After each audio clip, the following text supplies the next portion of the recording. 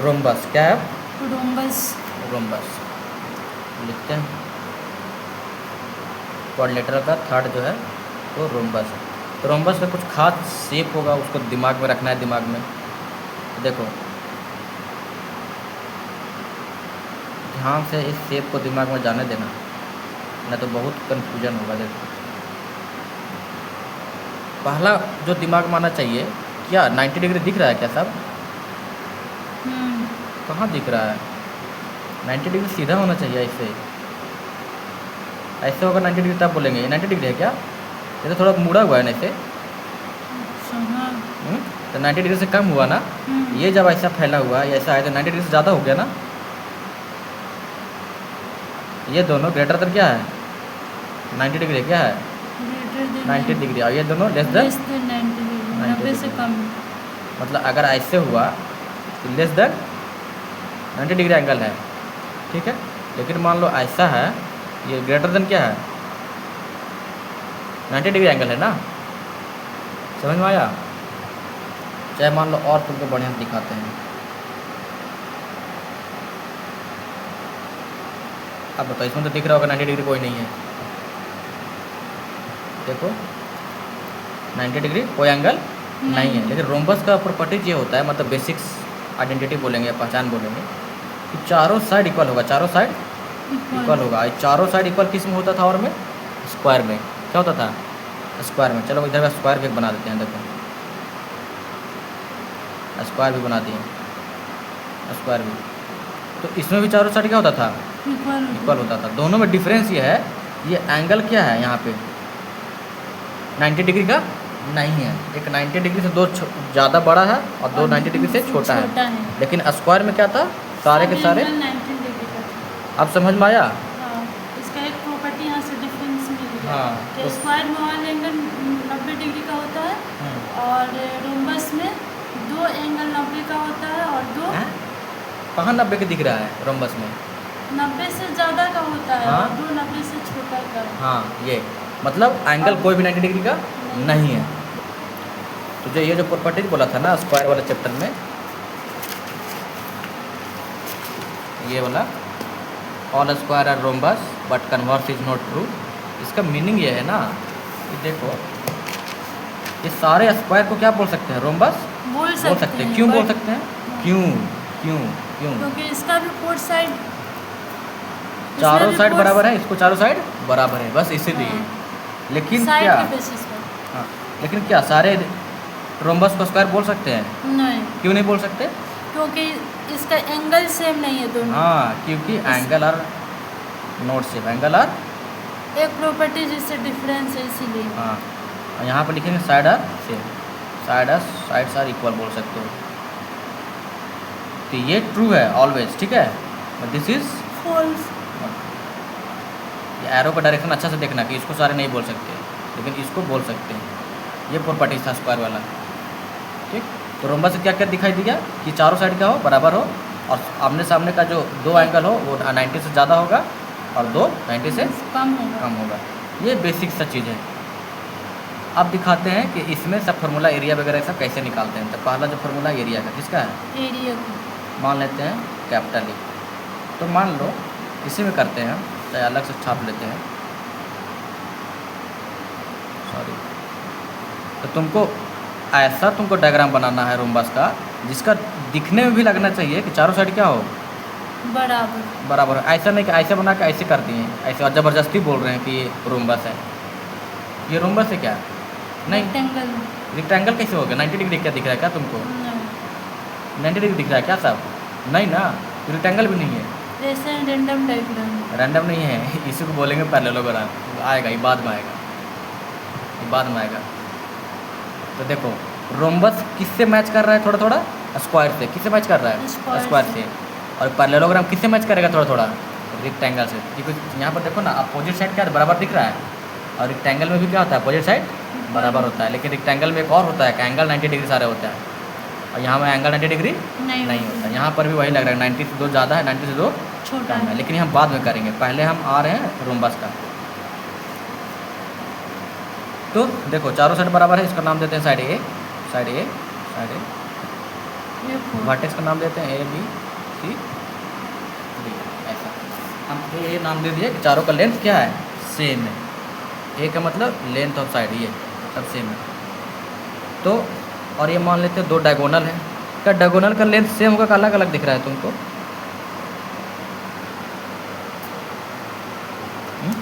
Diagonal का length same नहीं है, सेम नहीं नहीं है। छोटा कौन होगा? क्योंकि छोटा कौन? ए बी जो डायगोनल है वो बड़ा है और हाँ। ए सी जो डायगोनल छोटा है, छोटा किससे छोटा है? इससे। ए बी से। हाँ। तो मतलब ये हुआ कि ये जो डायगोनल है छोटा वाला, वो देखो वर्टेक्स का देखो, वहाँ पर जो एंगल बना है वो 90 से ज़्यादा वाला है कि 90 से कम वाला है?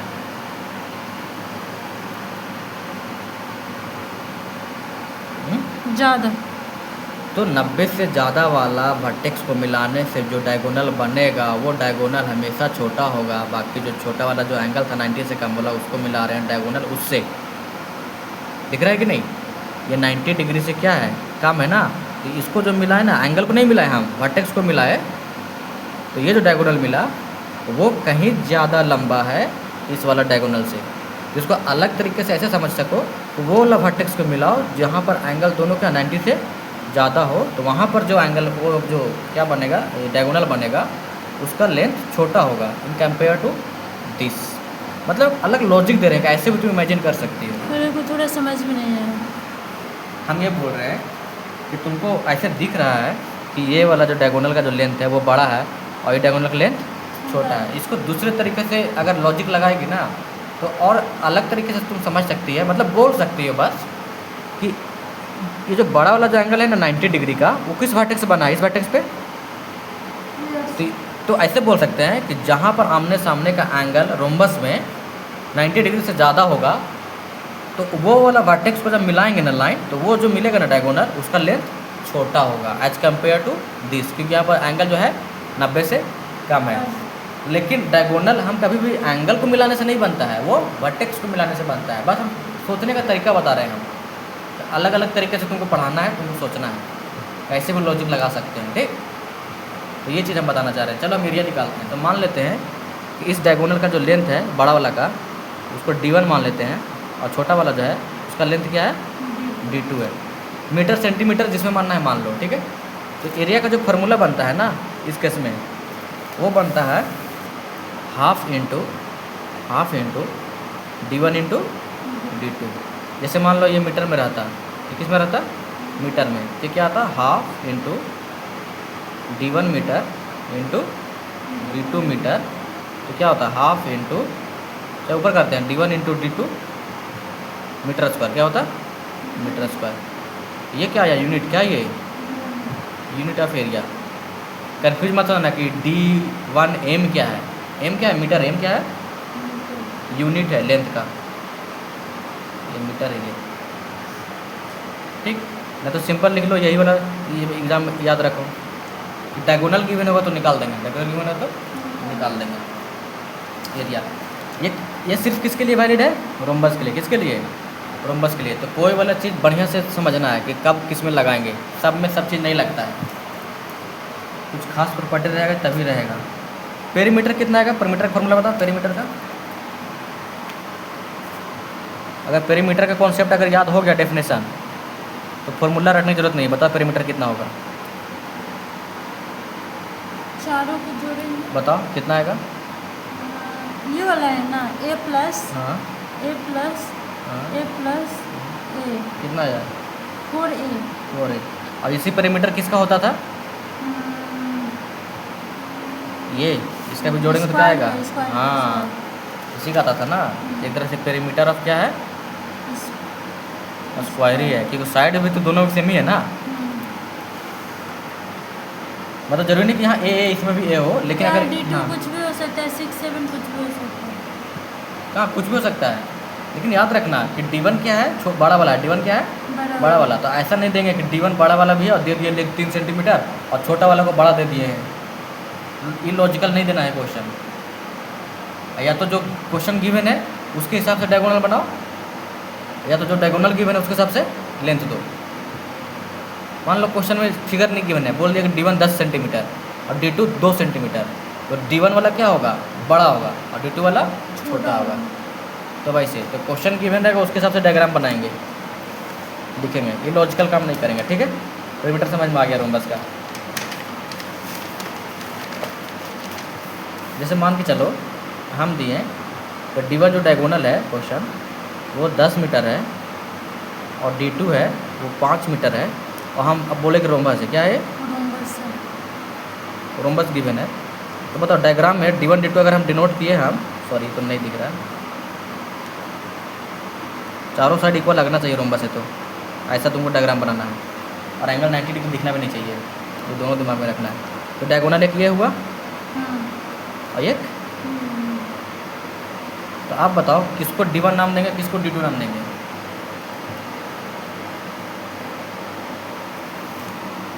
क्या नाम देंगे इसको? D1 और इसको D2।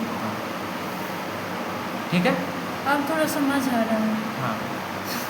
तो हम क्या बोल रहे हैं कि जो क्वेश्चन गिवन है ना, कोशिश करो पहले उसको इमेजिन करने का, इमेजिन करके फिर उसको डायग्राम में उतारो। अगर डायग्राम पॉसिबल है तो डायग्राम में उतारो। अगर कोई क्वेश्चन को डायग्राम में उतारने आ रहा है, छापने आ रहा है, मतलब तुमको इमेजिनेशन हो रहा है, तो फिर सॉल्यूशन तुम्हारा ढंग से निकलेगा, अन्य तो फिर रटने वाला बीमारी है। तो ये हो गया। अब आते हैं साइड पे, क्या आते हैं साइड पे। साइड कैसे निकालेंगे?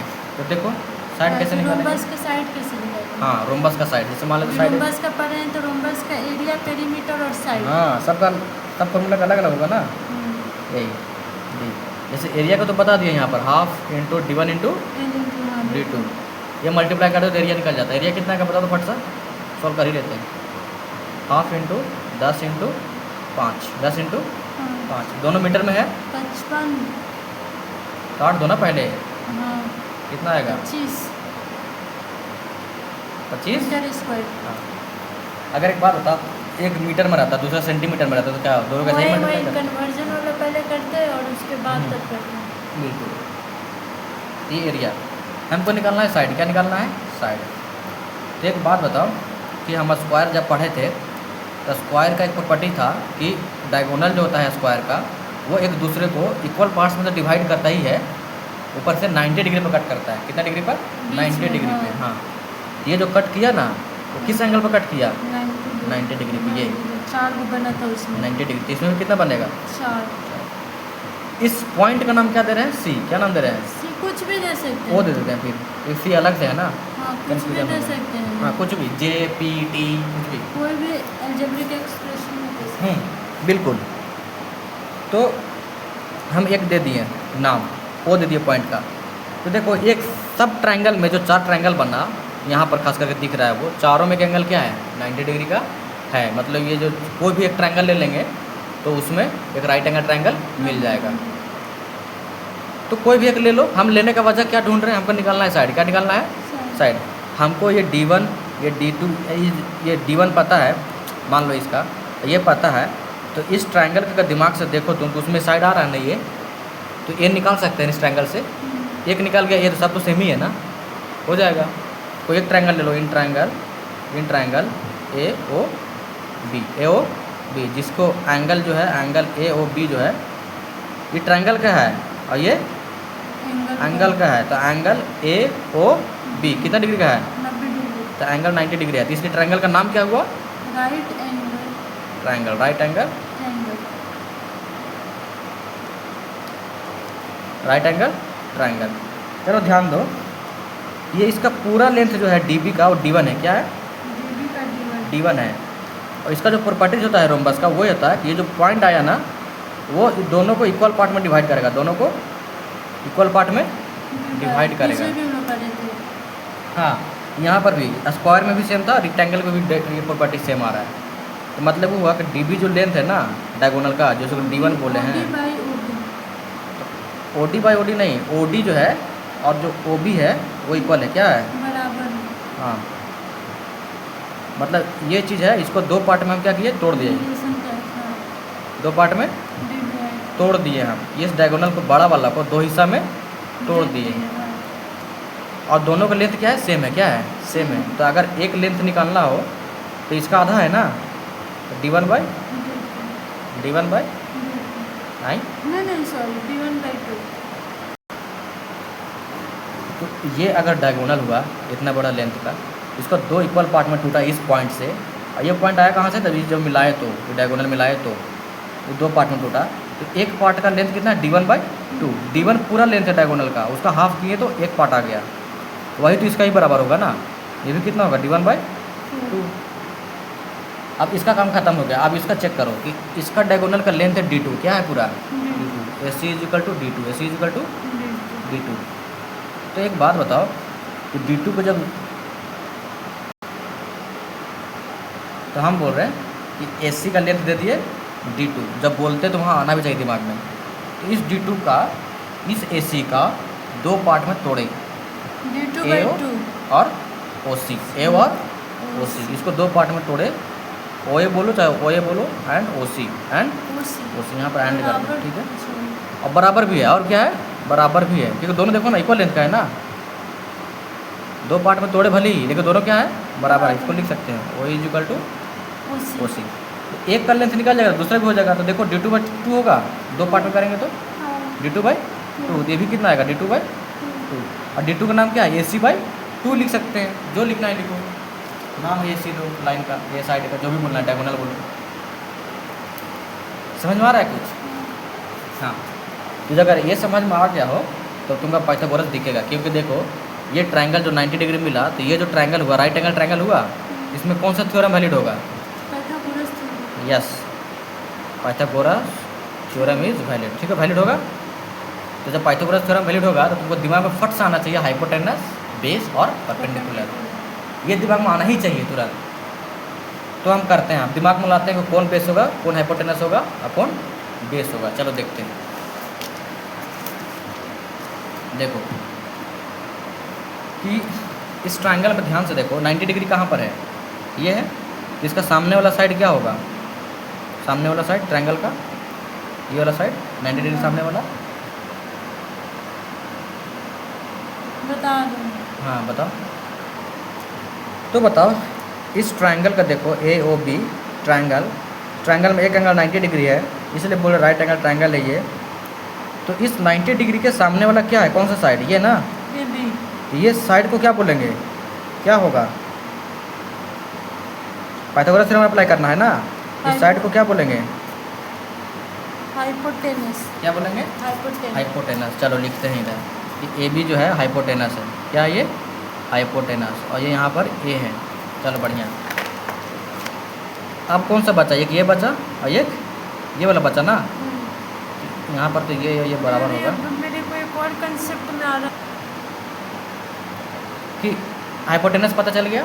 अब इसी ट्रायंगल में, क्योंकि राइट एंगल ट्रायंगल है, बचा दो, एक OA और एक OB, ये दोनों में बेस किसको लेंगे, और दोनों तो इक्वल है। अच्छा, दोनों इक्वल दिख रहा है, ध्यान से देखो, यहाँ दिख रहा है ये डायगोनल बहुत बड़ा है और ये डायगोनल छोटा है, इसका आधा आधा करेंगे और दोनों को कंपेयर करेंगे आधा आधा हिस्सा, तो इसका जो आधा होगा ना, ये वाला का आधा ये और ये वाला, तो दोनों में बड़ा तो ये होगा ना, क्योंकि बड़ा वाला डायगोनल था ये। तो बेस किसको लेंगे यहाँ पे, बेस OB को ना, तो OB को बेस लेंगे, क्या लेंगे, बेस लेंगे। और OB का वैल्यू कितना है निकाले तो थे, इसका आधा किए थे, तो OB का D/2 या D1/2 क्या है, D1/2। अब हाइट या परपेंडिकुलर को हाइट बोल रहे हैं तो ले लो OA, क्या आया, OA = क्या होगा, परपेंडिकुलर, क्या होगा, परपेंडिकुलर, और ये कितना है, D2/2। सब निकल गया। अब लगा दो थ्योरम, पाइथागोरस थ्योरम, क्या लगाना है, h² तो होता है h² = b² + b²। B base को यहाँ पर बोल रहे हैं, ठीक। P का वैल्यू कितना है,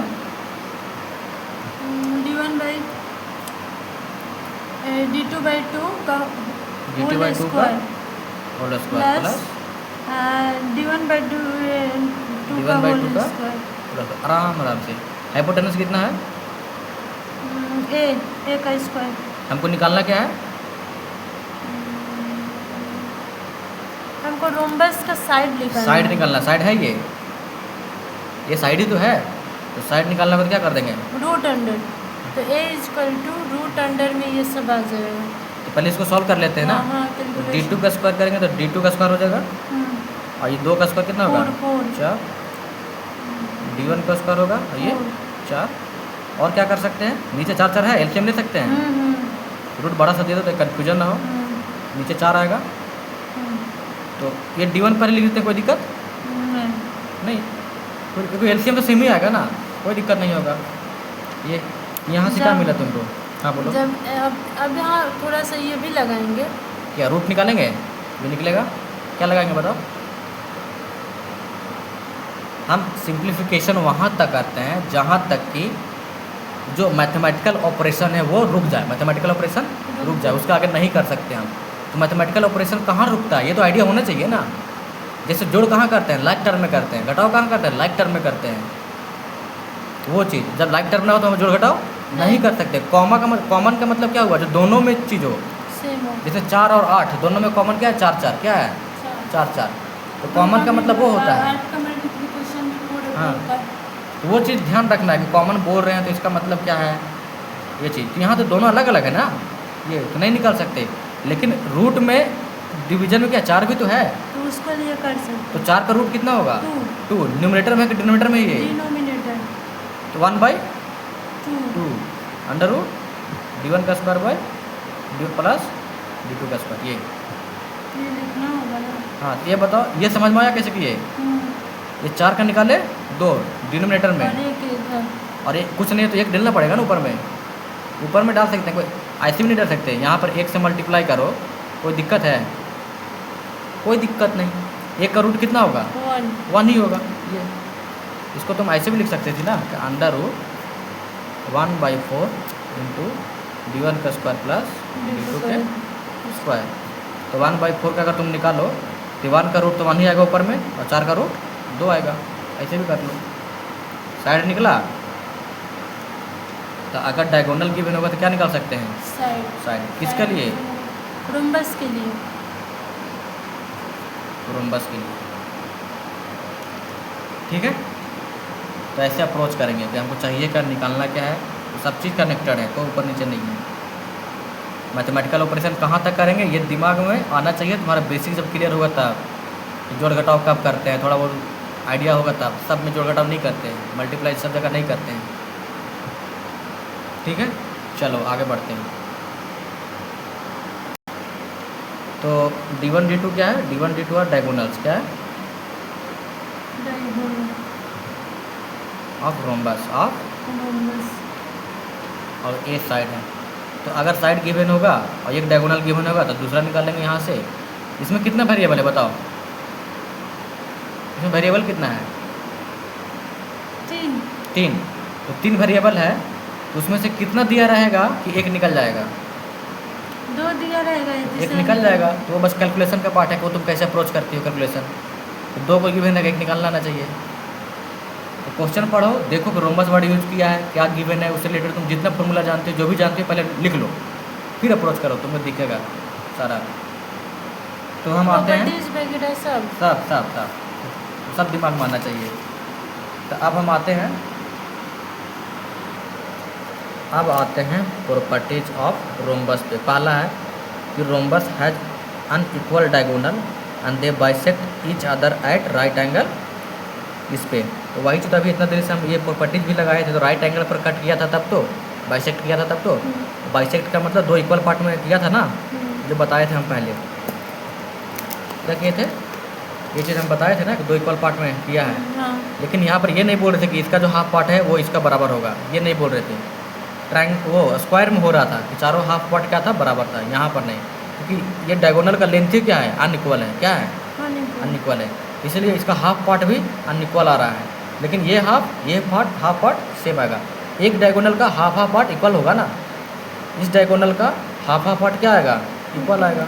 वही चीज़ लिखा है, rhombus has unequal diagonal. Diagonal unequal है, ये और ये अनइक्वल है ना, और बाइसेक्ट ईच अदर, एक दूसरे को बाइसेक्ट कर रहा है। बाइसेक्ट का मतलब क्या होता है, काटना। राइट एंगल पे, किसने पे, राइट एंगल पे। ये दूसरा प्रॉपर्टी है, ये all rhombus are parallelogram but reverse is not true. Reverse is not true. तो पैरेललोग्राम देखो यहीं पर बगल में गिवन है। पैरेललोग्राम में दिख रहा है ना तुमको कि आमने सामने का साइड बराबर दिख रहा है ना, इसलिए नाम अलग अलग दिया है। इसको नाम बी दिया है, इसको नाम ए दिया है, अलग अलग है इसीलिए। और रोम्बस में क्या था, चारों साइड क्या था, बराबर था। तो क्या इस रोम्बस के हिसाब से तुम पैरेललोग्राम के बोल सकती हो ना कि सारे जो रोम्बस है वो पैरेललोग्राम हो सकता है। मतलब पैरेललोग्राम की कंडीशन जरूरी नहीं है कि ये साइड हो ही जाए, अनइक्वल हो, इक्वल भी होगा तो कोई दिक्कत नहीं है। इसलिए बोल रहे हैं रोम्बस का हम पैरेललोग्राम बोल सकते हैं, लेकिन पैरेललोग्राम को रोम्बस नहीं बोल सकते। इसलिए लिखा रिवर्स इज नॉट ट्रू या कन्वर्स इज नॉट ट्रू या नॉट वाइस वर्सा, ये दोनों सेम है मीनिंग। मतलब ये हुआ कि पैरेललोग्राम तभी हो सकता है जब अनइक्वल लेंथ रहेगा तब, मतलब अपोजिट साइड इक्वल रहेगा तब। ये इसलिए हम पैरेललोग्राम को रोम्बस नहीं बोल रहे हैं, लेकिन रोम्बस को हम लोग पैरेललोग्राम बोल सकते हैं। ये अ रोम्बस में और may not be a square but all square are rhombus. ये जो प्रॉपर्टी है थर्ड नंबर और यह स्क्वायर का सेकंड नंबर, दोनों तो सेम ही बोल रहा है। सारे स्क्वायर को रोम्बस बोल सकते हैं but converse is not true, सारे रोम्बस का स्क्वायर नहीं बोल सकते। वही चीज़ भी बोल रहा है कि सारे रोम्बस को हम लोग स्क्वायर बोल भी सकते हैं और नहीं भी बोल सकते हैं, हो सकता है, लेकिन सारे स्क्वायर को रोम्बस नहीं बोल सकते, सारे स्क्वायर को रोम्बस नहीं बोल सकते। समझ में आया? तो ये चीज़ है। अब आते हैं हम पैरेललोग्राम पे। गलत बोल रहा है क्या, बट ऑल स्क्वायर। तो देखो बोल रहा है हम रोम्बस को स्क्वायर बोल भी सकते हैं और नहीं भी बोल सकते, लेकिन सारे स्क्वायर को रोम्बस बोल सकते हैं। अगर मान लो कहीं पर रोम्बस है तो चारों साइड बराबर है ना, उसका स्क्वायर मतलब अगर कोई स्क्वायर है चारों साइड बराबर है तो उसे रोम्बस बोल सकते हैं।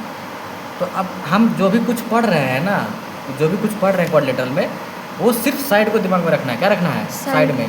और एंगल अगर हम बोल रहे हैं ना तो वो समझ जाना कि हम अपने लॉजिक क्या है वो लॉजिक। इसलिए ऐसे यहाँ पर लिखा है कि सारे स्क्वायर को रोम्बस बोल सकते हैं, लेकिन यहाँ पर उल्टा लिखा है कि सारे स्क्वायर को रोम्बस नहीं बोल सकते हैं। वही चीज़ तो लिखा है रे। क्या बोला? All square are rhombus, all square are rhombus, same तो है। तो वही बोला है कन्वर्स इज नॉट ट्रू, ये भी तो लिखा है कि सारे रोम्बस को तुमने स्क्वायर नहीं बोल सकते, वही तो लिखा है converse is not true, same ही तो लिखा है।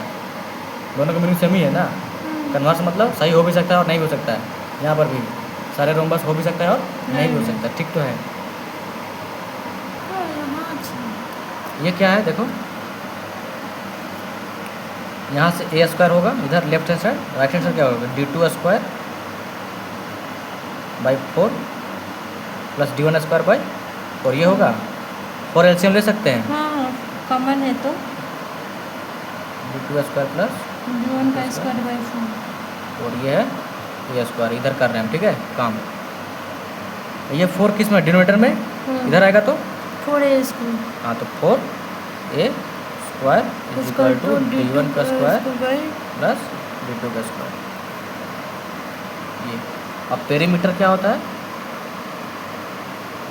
पेरीमीटर होता है 4 इंटू साइड, 4 इंटू साइड, और ये क्या है 4 इंटू एरिया, साइड का स्क्वायर। ए से एरिया दिमाग में आ रहा है हर जगह। स्मॉल ए साइड है, क्या है? साइड है। एरिया को जनरली कैपिटल ए से डिनोट करते हैं, जनरली बोल रहे हैं हम। इसका मतलब ये नहीं कि वर्टेक्स यहाँ नाम दिए हैं ए तो इसको एरिया बोल देंगे, ये वर्टेक्स नाम है। तो कहाँ पर क्या यूज कर रहे हैं वो भी दिमाग में रखना है, ठीक। तो ये हो गया, ये साइड निकाल सकते हैं, ये भी रिलेशन कर सकते हैं। को रटने की जरूरत नहीं है, बस तुमको कैलकुलेशन आना चाहिए, रटना कुछ नहीं है, ठीक है। अब चलते हैं पैरेललोग्राम पे।